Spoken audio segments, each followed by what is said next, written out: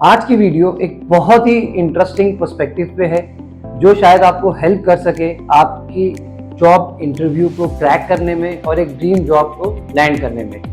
Generally क्या होता है कि एक कैंडिडेट के पास सब स्किल्स हैं, communication skills, soft skills, technical skills, resume भी अच्छा, बट तब भी उसको जॉब नहीं मिल पाती है। फिर वो कैंडिडेट बोलता है कि मार्केट में जॉब नहीं है। बट एक्चुअली में प्रॉब्लम कहाँ है?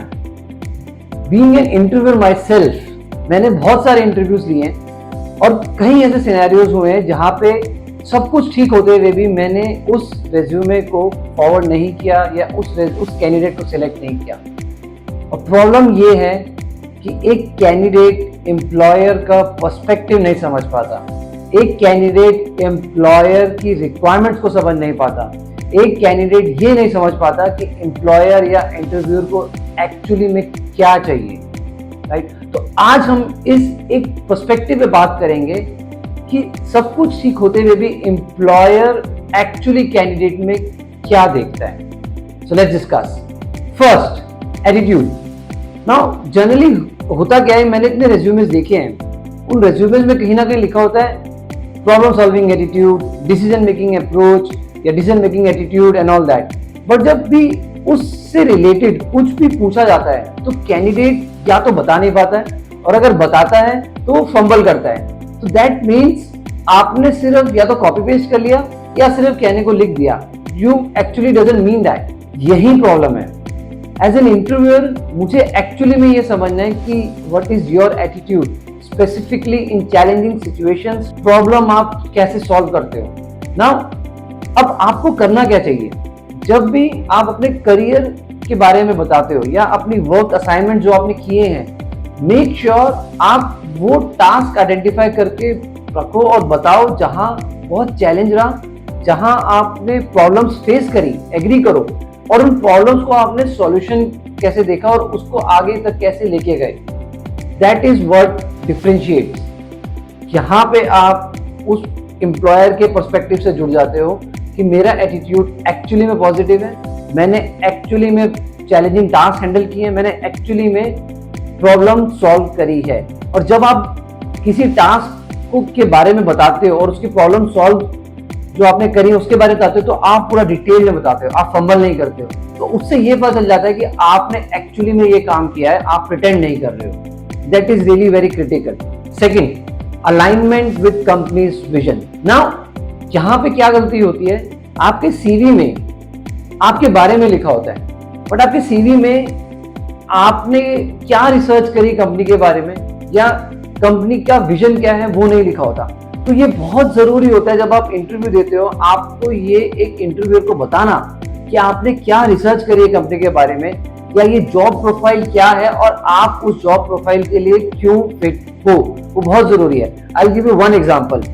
अभी मैंने रिसेंटली इंटरव्यू लिया फॉर टैक्स कंप्लायंस। जेडी भी निकला, पर्सन भी आइडेंटिफाई हुआ, उसकी प्रोफाइल भी बहुत अच्छी थी, बट उसको कंपनी का बिजनेस मॉडल नहीं पता था, उसने कंपनी के बारे में रिसर्च ही नहीं किया था। तो मेरा बहुत एक सिंपल क्राइटेरिया है कि अगर कोई कंप्लायंस तभी कर सकता है जब उसको बिजनेस मॉडल्स के बारे में पता हो, जब उसको रेवेन्यू स्ट्रीम्स पता हो। तो जिसने रिसर्च ही नहीं करी कंपनी के बारे में वो कैसे कंप्लायंस हैंडल करेगा? उसने सिर्फ ये बता दिया कि मैं ये कंप्लायंसेस देखता हूँ, बट एक्चुअली में कंपनी के विजन से क्या आप अलाइंड हो? नहीं। तो यही आपको करना है। आपके सीवी ने तो आप ऑलरेडी बता दिया है कि आपने ये काम किया है, बट जो आपने वो काम किया है, क्या वो वर्क प्रोफाइल जिस कंपनी में आप इंटरव्यू दे रहे हो वहां के लिए वो फिट है या नहीं, वो आपको उसी इंटरव्यू में जस्टिफाई करना है। तो मेक श्योर आप उस कंपनी की प्रोफाइल के बारे में प्रॉपर रिसर्च करो, जॉब प्रोफाइल के बारे में रिसर्च करो और जस्टिफाई करो कि why are you a good fit. Align करो कंपनी के विजन के साथ। Third, passion about the work profile. This is also very very critical. होता क्या है, अगेन सीवी में आपने बता दिया अपनी वर्क प्रोफाइल के बारे में, अपने एक्सपीरियंसेस के बारे में, बट आप कितने एबल हो उसको डिलीवर करने के लिए आप वो कैसे बताओगे जब तक आप अपना पैशन नहीं दिखाओगे और वो सीवी में नहीं दिखेगा। Right? Now again I will give you very small example.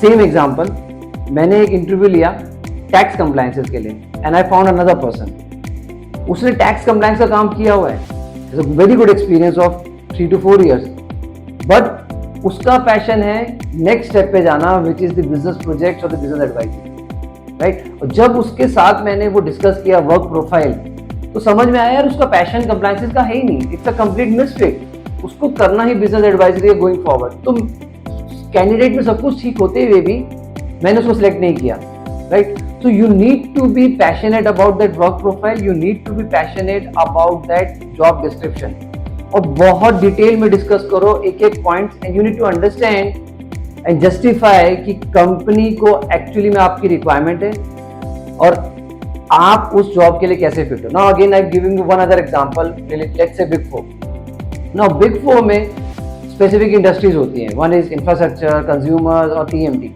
आप अगर फॉर एग्जांपल एक टीएमटी इंडस्ट्री सेक्टर के लिए इंटरव्यू देने जा रहे हो, तो आपको उस इंडस्ट्री के इश्यूज पता होने चाहिए। That's why you being called as passionate about your work. पता होने चाहिए उस इंडस्ट्रीज में जो इंडस्ट्रीज है, जो इंडस्ट्री सेक्टर के इश्यूज क्या हैं, आजकल उस इश्यूज पे क्या डिस्कशंस हो रही है, क्या लेटेस्ट डेवलपमेंट्स हैं, वो जरूर डिस्कशंस होते हैं वो इंटरव्यू, और यहाँ से पता चलता है कि how much passionate you are about the work और अबाउट द वर्क प्रोफाइल।